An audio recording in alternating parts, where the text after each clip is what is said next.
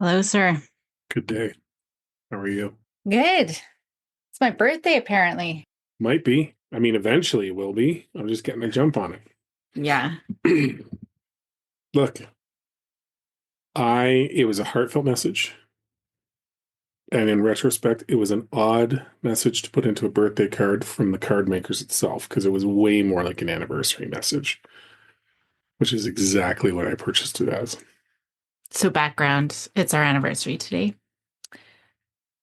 Yeah. and I got a birthday card. No, you got an anniversary card that said happy birthday in it. Yeah. There's a difference. Well, it was a To be birthday fair, card. to be fair, doesn't give any indicators as you're looking at the outside and then reading the initial stuff that it's a birthday card. No, It's a really weird combo. but you have given me a birthday card in the past, not being able to find a. Yes, that one was deliberate, and I'm pretty sure I scratched out birthday and put anniversary because it was Yeah. supposed to be whimsical. Yeah. Nope, nope, that wasn't this. This was literally like I can't even walk you through the process. Like I'm gonna have a card and I'm not gonna be rushed, and I had it and it was here, and I'm like I'm so good at this, and I had like what I was gonna write all worked out, and I wrote it down, and it was in a birthday card. Mhm. I can't complain. I mean, I remembered. That's going a long way for me. I Yeah, usually don't even no, remember. no. The worst one was the year that you bursted out into tears. Well, I had just had a baby 2 days before, 3 days before. Yeah, you sure had, and you bawled that you forgot, and I told you it was not an issue because you were still holding that baby in your arms, and I'm like, you've been busy. Yeah. What's on tap for today for our anniversary special? Well, we're not gonna talk. I was gonna talk about one more thing. Don't rush me. Why are you rushing me, man? We can just edit that out. What, the rushing part? You keep referencing it, but yeah. And take two. Or I just keep it in to show Oh everyone how my you're rushing God. me. I'm so tired. I'm functioning on like 2 hours sleep, worse than usual. Totally thought you were swearing there for a second until I heard the rest of the word. Oh no, because well, it's hard because Willow wants to chat at the end of the day. And it's the best time to get her attention entirely.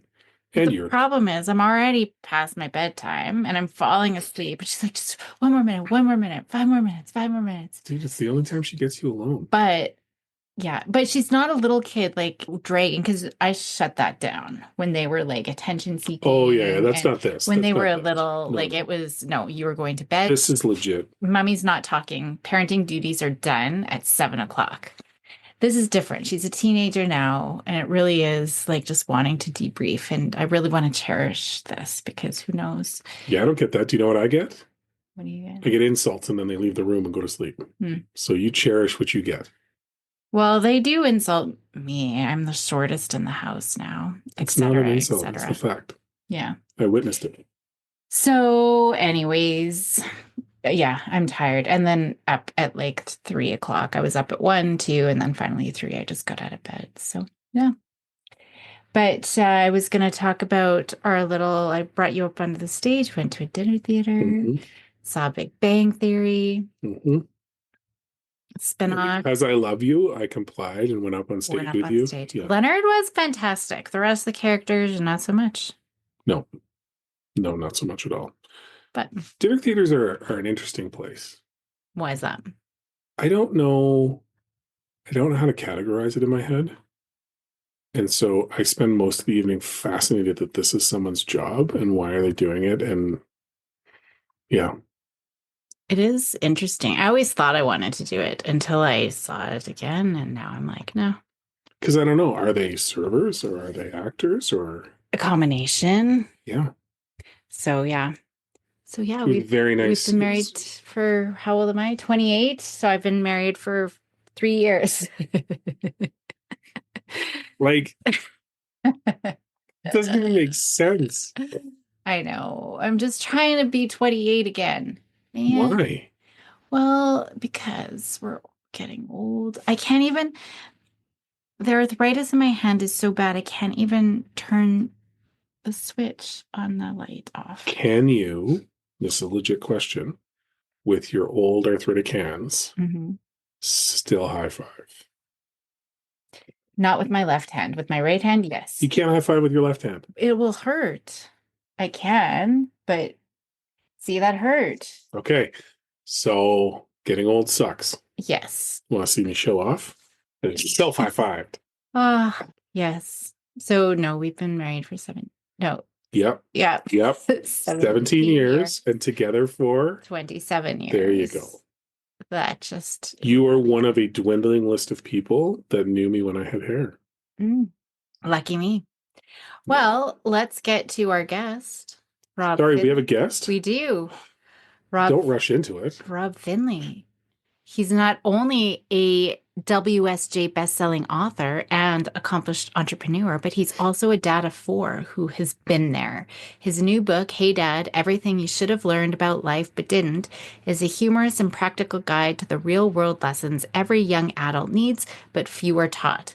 It's also a treasure trove of advice for parents trying to help their kids transition into adulthood without losing their minds. And that is going to be the focus of our talk today. Let's do it. Ish, I think, Focus. I unless love I how you use the word focus with this derail. podcast. Yeah. All Yeah. right. Enjoy.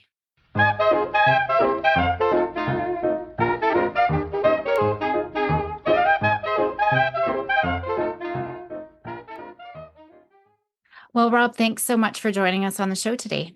Well, thank you so much for having me. It's quite an honor. So thank you. Yeah, it's great having you. So, why don't you start off by introducing yourself to everyone who's listening? Sure. Well, my name's Rob Finlay. I have just written a book called Hey Dad. It's based on my experiences as being a father of four kids. For my oldest now is 28, but going through that stage where they've gone from being basically dependent to independent. So just recently released this book and have been very excited to do it. This is actually my side hustle to be cool. It's my day job is actually I'm a CEO and founder of a real estate capital markets company. Nice. Very cool. Four kids. That's a lot. Well, I always wanted six. Yep. He talked me down to four, so he had four in his mind, but I was done at two. Two, Yeah. we were done. Yeah. Yeah. It's a pretty quick conversation. Yeah, look, they're challenging, and I think being a parent is one of these unsung jobs. And it was funny. My mom was actually coming to visit. My mom's in her 80s. I have a brother who is a successful businessman. He's got four kids as well. And my mom to this day will sit down with us and say, "Oh, I did such a horrible job as a mother. I missed so many things." I'm like, "Mom, you didn't. Look, you've raised two good boys." And I think that's really all that matters at the end of the day. Parenting's tough, but as your kids get older, it actually the conversations become a little bit more different. But ultimately, I think the end goal is if you can raise a decent human being, that's really all that matters. I think that at the end of the day, stop putting all that pressure on yourself of, oh, my first child was a boy. I'm like, oh, he's going to be a football player. I'm going to create a quarterback. And then, and as he grows up and it's like, no, he's not going to be a professional football player. I'm not going to live vicariously through him. So I think it's just about raising a decent kid. Mm-hmm. Yeah. I had a conversation. It's funny you mentioned that because I had a conversation with a friend of mine today where his oldest is about to graduate. And I asked, what are her plans next year? Because we were catching up, hadn't talked in a while. And the way he framed it was really interesting. He's like, yeah, she's not a university kid. That's not her path. And so we're having conversations around things that interest her. And I just want her to go and do something she can enjoy. And there was just no pressure to it, right? It was just whatever she does that she enjoys, we'll support as long as she's content doing it. And I think that's a key part of it as well, right? That pressure and that what could be just sometimes is the wrong narrative to weave. Mm-hmm. Yeah. Yeah. And I think the pressure, I think we put pressure on ourselves as parents too. It's just it's almost like keeping up with the Joneses, right? I remember when my first, and that's the nice thing with having four, you really, the pressure for this later stage really goes down. You're really like, okay, okay, they're going to do what they want to do. They're going to, but enjoying that they're going to be different. And that's the excitement. Yeah. So looking ahead, because I think it's always helpful from a young age, looking ahead to sort of the life skills that kids need. Where do we start on this journey with parents? Well, I think obviously the first one, I think, as I said, is really the end goal. create a decent human being, right?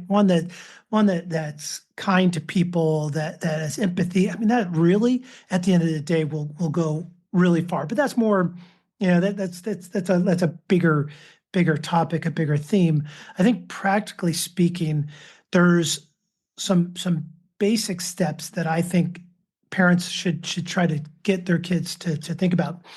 Finances is obviously a big one, and the power of compounding.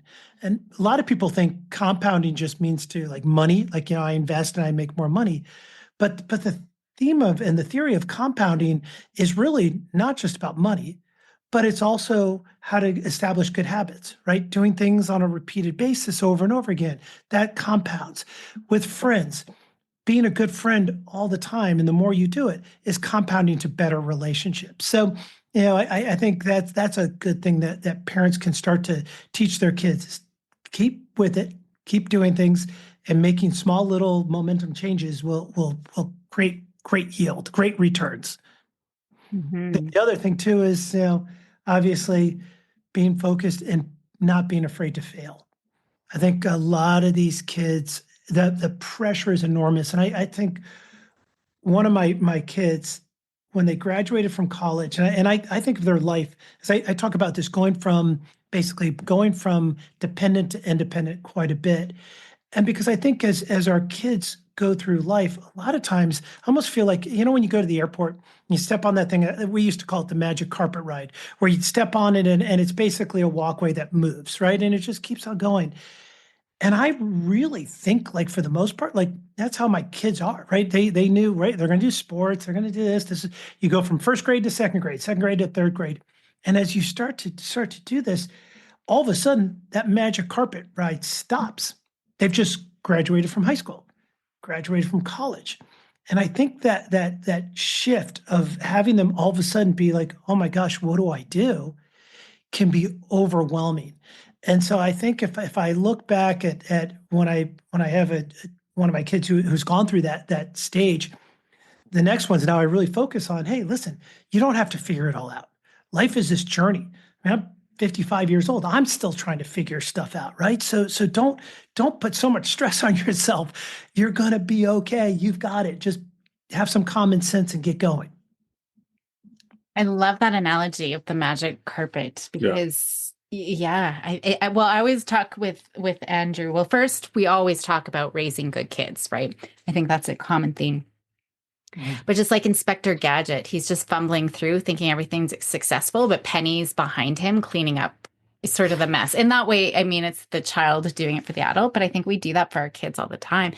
But that transition to adulthood is the most stressful that kids will go through. And we know like that's the biggest time where we're going to start seeing depression, anxiety, burnout, just in that time. And so really preparing them for that. Even our own daughter, there was a lot of the last semester of grade 12 was just Yeah. this Right. overwhelming, what am I going to Right. do? Right. It is. It's way too much. And I think, and I don't know where, and I don't know from a parent. And so it's not like my one kid was unique. They all sort of had the same thing, which is, okay, well, geez, sort of what do I do now? And I think I never realized how sort of debilitating it can be for them and their thought process to try to go for it. When I graduated, I was like, okay, well, first person who's going to hire me, I'm going. Doesn't matter what I'm doing. I'm going to get a paycheck. I'm going to get out of the house and I'm going to go live my life. And that's what I'm going to do. When one of mine graduated, the mind to watch her mind go was bizarre. She's like, well, I don't know where to apply for a job because I don't know where I'm going to live. And I can't go find a place to live because I don't know what kind of job I'm going to have. And I don't know if I want that job. I don't know because I my major was this and this. And it's like, sweetheart, relax, take a deep breath. You're going to have multiple jobs. And I think that's one of the things with the book that was so exciting for me and also a learning experience for me was this isn't just me talking. I actually interviewed 30 people who are professional or well regarded in their industry. And I talked to psychologists and psychiatrists. I talked to people who help people get jobs. I've talked to a woman who makes her living as being a professional cleaner, everyone in between to get their advice. And when they were talking about this time of like trying to find yourself, they really simply put it, it's just look, you're on a journey. You're on a think of this as a hiking trail, right? You sort of know where you want to go, but you don't know what you're going to see along the way. And the best part is, if you don't like it, go turn around or go someplace else. And that's it. The pressure is way too much. Yeah, that was one of the things we talked about when we were talking through some of the university college options. Was our oldest had applied for forensic psychology and hadn't heard back, and we said, well, why don't you come up with a plan B, right, and give yourself some options. And that's I think a bigger component of it as well, is just discussing. I think too many people at times get down one path and then they lose sight of the fact that, to your point, it's not one and done, right? So we did. She went out, she found another one. She got accepted right away, and then the conversation was more around, okay, great, what are you going to do? And the point you just made is really important too, right? Like we basically said, go do the one you want to do, and if it turns out to not be what you want, you can switch, right? If because she ended up getting accepted to both programs, she chose the one that most interested her, and if that ends up not being the one she wants, fine. Like make a switch. You're good enough to make it to the other program. You can always change gears. Right. I mean, she's 18 years old. Yeah. Right? I mean, Yeah. as we were talking earlier, I grew up in New Hampshire. When I turned 18, I actually went to your great country of Canada because the drinking age was 18 and New Hampshire had just gone to 21. So, but that's all I cared about when I was 18. I was like, Yeah. to think that you know what you're going to do right now at 18, you have no idea what you're going to do, what life's going to hold in store for you. And that's what's so great. But equip your kids with some coping mechanisms, right? How to be rational thinkers, how to success, how to embrace failure, how to get up and sort of make it on your own. Networking and other things will lead to being successful going forward, no matter what situation, what twist and turn you have. Yeah.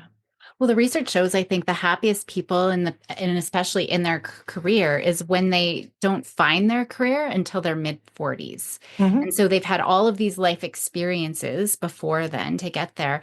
And there's certain people, I don't know if you know Jonathan Haidt. He talks a lot about, well, he wrote the book Anxious Generation. Oh, yes, yes. Yeah. Mm-hmm. So, and he talks about they're actually trying to pass bills in the States where it's a mandatory year off. Mm-hmm. Ideally serving, Interesting. like volunteering or serving in the military or something like that, but just so that they have that break because they do need those experiences. But if we were to break it down, like what would that look like? What can parents start doing at whatever their children's age is, just in terms of helping them, take off some of that pressure? I think it's failure, right? I think people are shocked when I say embrace failure. Go out and fail. Try to fail, right? I think I think we're seeing these kids are hardwired now not to fail. That they have to do it. They have to be perfect. They have to get in the right school. They have to get in the right social groups. All of that stuff. And I think it's important that they learn to fail because with failure gives you this coping skill that, hey, you know what? Yep, I failed. That's okay. Pick myself up and I can keep on going. You look at a lot of successful people, a lot of successful athletes, business people, politicians, you name it. They've all failed. Nobody has had this perfect life where it's just, it's okay. So I think that's encouraging your kids and letting them fail. I think you see I was at a friend's basketball game. He's got a little kid running and one of the kids falls on the floor and he starts crying. And his mom is there and she's getting ready and moms and dads do the same thing. They want to go out there and coddle and take care of it. And the coach walked up to her, would not let her onto the basketball court. He said, no, let him feel it. And then he walked over to the kid and said, listen, you're not going to cry here. If you want to cry, take your time out and go out there and cry. And it could seem a little bit harsh, but it's okay. You're going to fail. You're going to get knocked down. It happens. So I think that's one. I think there's also, some open communication. I think one of the things that was interesting, and I think the question I get asked a lot is, why'd you write this book, right? I mean, this is not, you're not a professional in it, and I'm absolutely not a professional. I'm just a dad of four. It's like, why did you write this? And it was because in the middle of the night, which is a sacred time to a guy who's in his 50s, if you can fall asleep, that's gold, right? You don't mess that up. And I get a call in the middle of the night from my daughter who is traveling. She was in college and she was traveling. She's going on a road trip. And she called me in the middle of the night. So I'm, of course, freaked out, right? That's the call every parent hates to get. So I'm freaking out. I'm panicking. My heart's racing. I'm like, what's wrong? It's like, oh, hey, Dad, can I put the green gas in my Jeep? I was thinking, like, green, what do you mean green gas? I'm like, first of all, then I have to like calm down a little bit. It's like, yeah, the green gas. All of a sudden, like, because it's the middle of the night, my brain's finally like, is she talking about diesel? Diesel. Yeah. I'm like, sweetie, are you talking about, can you put diesel in your Jeep? And she's like, yeah, whatever. Yes. Can I put it in? I'm like, no, your Jeep is gas and diesel is diesel. And at that point, I said, geez, you know what? Did I not do this right? Have I not been teaching my kids life skills? Or, in fairness to us parents, give us a little bit of, you might have been saying something, but were they listening? Right? Yeah. Did they take these moments as learning moments, or did we just do what we do as well as sort of overtake it, and take over and sort of steer the way? Like, no, sweetie, you don't have to go pump your own gas. Daddy's got it, right? Or, hey, son, no, you don't have to do that. Dad's got it. But when I started talking to other parents, they all said the same thing. It's like, yeah, you know what? Geez, my son called me. He's like, hey, how do I get an apartment? Right? How do I, and even as crazy as it sounds, like, how do I get a bank account? Can I use Venmo for my bank account? Like, no, you got to get a bank account. I don't want to go into a bank. It's like all this stuff. And so I think as parents, I think it's really helpful to open it up a little bit more and say, hey guys, look, here's how you get a bank account. And if you're not listening, okay, well, I still want you to pretend like you're listening, right? Pay attention. Um, or listen to people. And another reason why I brought these experts in is that a lot of our kids, a lot of my kids and others that I've talked to, kids don't necessarily believe you have the facts, right? You don't really know what you're really doing. And a funny side story is that there was a woman who I interviewed for this book who runs Greystar Real Estate. Greystar is like the largest apartment owner in the world. I mean, they own like millions of units. And she was helping her daughter go into an apartment. And her daughter asked a question. And so, of course, this woman who's been in real estate operations for like 100, yeah, for all of her life, it's like, no, go down to the property manager and tell him this, this, and this. And the daughter turns to her and said, Mom, I don't think they do that here. I don't think, it's sort of pushing her aside, like, you don't really know what you're talking about. Like, turns out it was actually one of her properties, right? So it's, so as parents, you sort of have to take it with a grain of salt. Your kids are going to take what they want, absorb what they want to, but expect them, show them, hey, change a tire. My kids know how to change a tire because you have to know how to do it. So just take it as life. Everything that you have as an adult, as a parent, your kid will face. They will absolutely face it. Do you go to the emergency room or do you go to urgent care? Do you call 911 when your friends have had too much to drink, right? Or are sick or have done something that, they shouldn't have.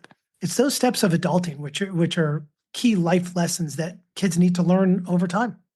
Mhm. Well, and it's finding those opportunities, like you said, right? Like I think to your point about failure, it's important that they're given the opportunity to do stuff and that you're okay with the outcome, especially like I think a lot of times, like one of the ones we've talked about before was we bought a side by side last year. Mhm. And I could have just as easily pulled it off the trailer, parked it exactly where I wanted to, and not worried about it. But instead, I went and got our youngest and just tossed her the keys and said, "Here's what you need to pay attention to. Good luck. I'll be right here if you tip it over. Don't worry about it." And I was okay that if she messed it up, I would just fix the side by side. Like it didn't really matter, but it was a huge confidence booster for her, right? And it's finding those little things. And we've talked about it before that, you know, anything that you're about to do, you should ask yourself, is this something one of the kids can do? And is it something useful for them to do? And then be okay that you might have to redo it, the way you Right. want, but they get to try it. Yeah. Right. Well, It- and sorry. we do a lot of like mine is validate. So using things that do come up so we can find opportunities like that, but also using opportunities that do come up. I can think of two with each of my daughters. We validate, oh, that sucks. But Yep. then we ask an open-ended question. So what are you going to do? Like my youngest daughter, she lost her bank card. Man, that sucks. Yeah. So what are you going to do? Right. Right. And she called the bank. It was super awkward. She didn't know what to say. She's looking at me like deer in a headlight, but the lady on the phone walked her through it, but she did it, right? She figured it out and did it. Another time, yeah, we had a call in the middle of the night from our daughter. Yeah. Went to the mountains. They were sleeping overnight at the top of a mountain because they wanted to see the sunrise or Mm. something like that. But anyways, Yeah. they were out in the mountains and had run out of gas. Yeah. So we're like, that sucks. Yeah. So what are you going to do? Right. Call Right. mom and dad, right? Because that's their trained response. Yeah. But yes, and those are great life lessons that you've taught them, right? I guarantee you, they probably won't run out of gas again. And and the bank card, just of those things. And it's funny for us, and at least on my generation is, the use of a phone to actually call somebody is like shocking, right? That's Oh, that's the like, oh my God, whoa, what am I going to do? And a lot of times it's that to me is one of the bigger things that I think I've realized when with writing this book is one of the important things that kids should be learning is the skill of networking. And networking is not, on their phone, texting and chatting and social media, but networking is, picking up a phone call, calling somebody, going to see somebody in person, doing Zoom calls, right? Having that engagement, those communications, because networking will help them with ultimately building relationships with people, getting jobs. I mean, one of the things that I think a lot of parents are could be surprised about is just because you graduate from school or college does not guarantee you a job. You still have to work. And the fact is that most kids think that I'm just going to go on Indeed, or I'm going to go look at LinkedIn. I'm just going to do easy app, right? Easy apply, easy apply, easy apply. And the probability of them getting a job through that is almost zero. And so they have to learn how to network and build these interpersonal skills.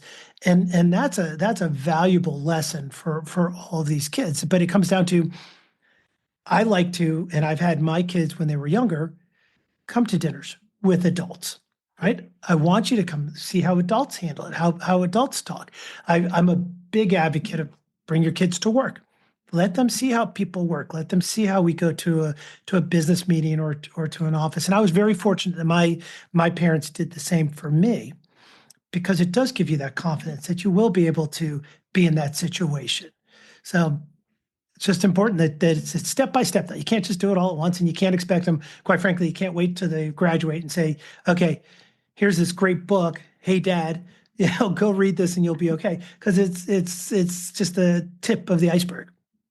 Well, it starts with like we started young. They had to start doing their own laundry at 5. yeah. They make their own, they'll never make their own dentist appointment, but they will make their own doctor's appointments, hair cutting appointment, Yeah. all of that they've started young. So Well, and And that's great.